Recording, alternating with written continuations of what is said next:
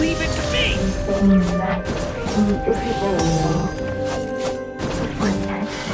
The little dragon was staring at the uncrossable edge of existence itself. All of a sudden, it began to fracture, as if struck by some transcendent will.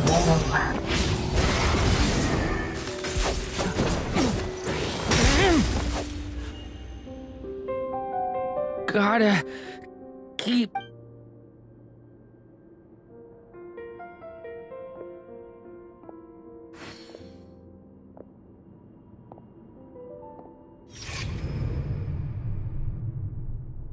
Ahead lies only my consciousness. Keep going, Durin. A pure soul is your essence, not an empty void. I feel so... Stand tall, Durin. You are not some amorphous idea. The body I made for you is flesh and bone. Yes, Durin, but you must keep going. I can't feel a connection. You're not alone in this world, Durin. At the very least, you have me. I can't remember anything. Who am I? Your name is Durin, and there are many who still remember it. My name is Durin. You're taking too long. Come on, Durin, run! In this world, fate waits for no one. Wait! Where am I meant to go? What am I supposed to do? Go make your wish come true, Durin. My... wish?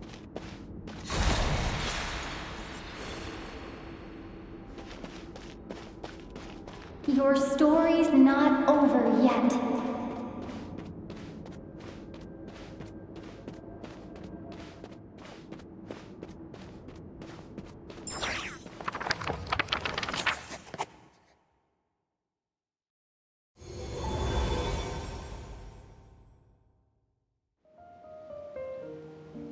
Silence, huh? Have you nothing to say about my proposal? Let me get this straight. You want to graft your story onto this unfinished thread of fate, and in doing so, not only rewrite that fate, but allow the story to live. Quite the brilliant Exactly. And the moment foretold by the prophecy is still centuries away. I see. I thought my own ignorance might be the problem. That I'd asked more of the noble science of alchemy than it could ever deliver, or that I had failed to discern the heavenly signs and grasp the secret truth underlying the prophecy. Little did I imagine that time itself would prove to be the greatest hurdle of all. Well, my friend, this has been a most intriguing experiment. And from an academic perspective, at least, I don't think it was a bad proposal. Someday, the prophecy will come to pass.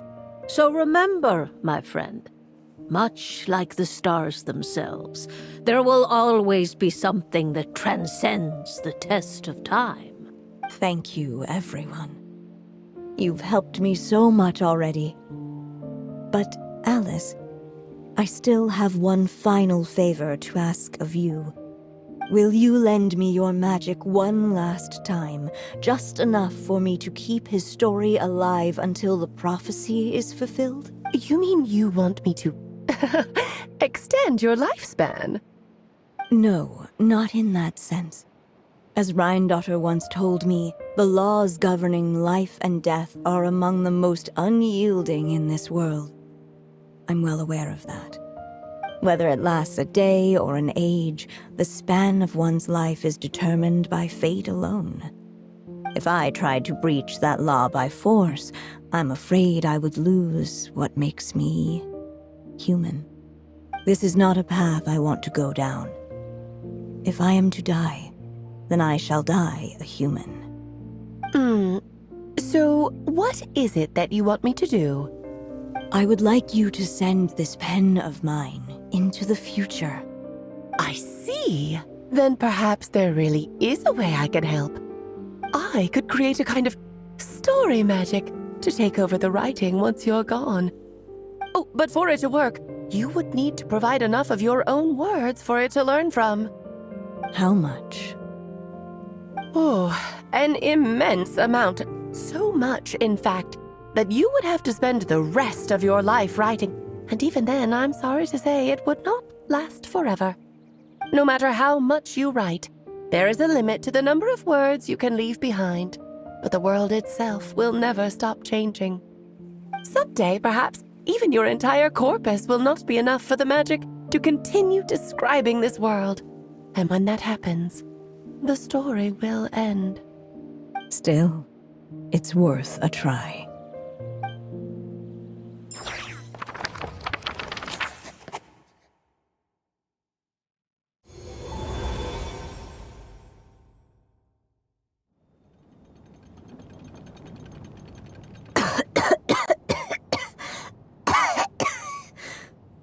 Oh, my dear Anya.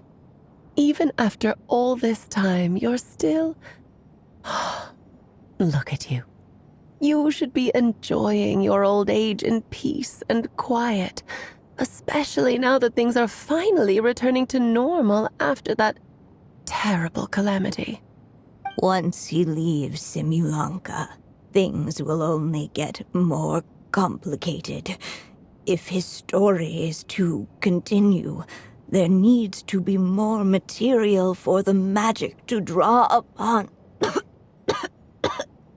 I'll just have to skip over some of the less important details. Anya, why do you insist on sending him out of the storybook world? Why must he face his fate into that? Why not just let him remain within the story? With my magic, even fate's curse could be undone and he could live happily ever after. I suppose. In fairy tales, all it takes is a heartfelt wish. And even a wooden puppet can turn himself into a real boy and live happily ever after. That's just how fairy tales end, isn't it? But have you ever wondered what happens to the main character after the ever after? Tell me, Alice, in your eyes, what would be a writer's greatest regret?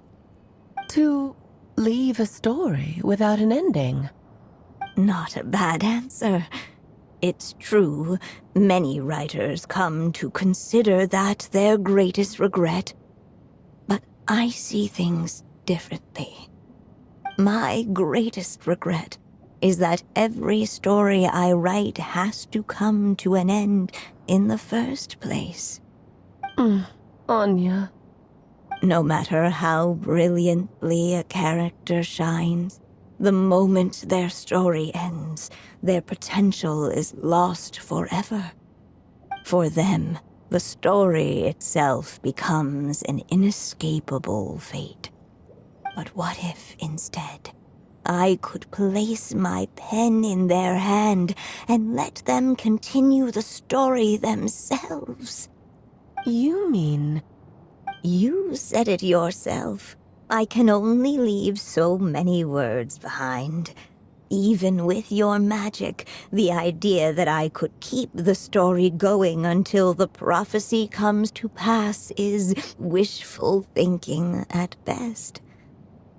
But I've found a way to use your magic to transform some of my finished stories into a special kind of ink. This ink is a magical medium he can use to complete the story the way he wants to. For what is storytelling but another kind of magic?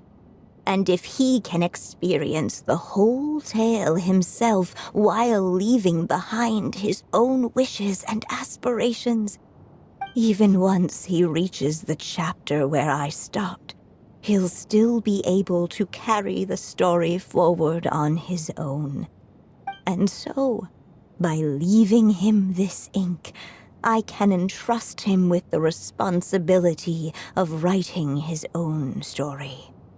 A character with the power to write their own story. That way, he'll finally be free from the cage that is my pen. And like anyone else living in the real world, he can go on to create a life of his own. And you no longer need to worry about the constraints of my magic. What a brilliant idea, Anya. But there are still risks. First of all, once he arrives in Tevat, he'll have to rely entirely on the story you left him to maintain his connection to that world. As you gradually hand over creative control, that connection will grow weaker, and at some point, he might lose it altogether. But at the same time, he'll also have the chance to forge that connection for himself. The issue is, this method taps into too many of Tevat's core secrets. Any overt hints you try to leave will be erased in no time. In fact, it'd be hard for you to leave anything at all to guide them. We still have the story itself, though. I can use that to show them the way. It's entirely possible he burns through all your ink, never reaches the chapter you had in mind, and gets stuck roaming the chapters of his past. But despite all that, I still believe in what this child can become. His hopes and wishes can be his ink, so he won't be trapped by mine running dry. Oh, what the writer you are, Anya. Your imagination never ceases to amaze. And you do know how much I love a happy ending. You shall have my help, my dear. Thank you, my friend. Well then, my child, do you understand what you must do? Yes, I think I do. It's my turn to keep this story alive. Then what's holding you back? What will become of you after I take up this pen? I will fade away. There will no longer be a reason for me to go on existing. My child, or your mother, I should say, passed away long ago. The voice you're hearing is nothing but a magical echo that has now fulfilled its purpose. You needn't feel so reluctant to let me go. I know my mother died long ago. It's just, when you lose your mom too soon, it's hard to tear yourself away from the stories she used to read. I guess it's a silly way of pretending she's still here, by your side. Durin.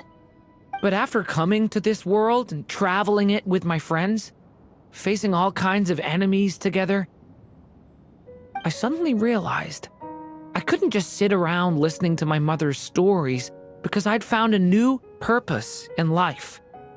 Maybe this is just what growing up feels like.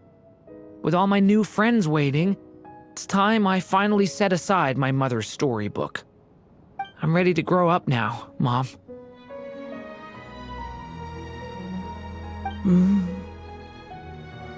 Then take this. A gift I should have given you a long time ago. You've witnessed this story from the very beginning. Made your wishes, offered your blessings, and even wrote your choices into its pages. From here on out, this pen is yours. Now I ask of you, the other pillar of this story, as both its reader and its witness. Will you turn the page so the next chapter can begin?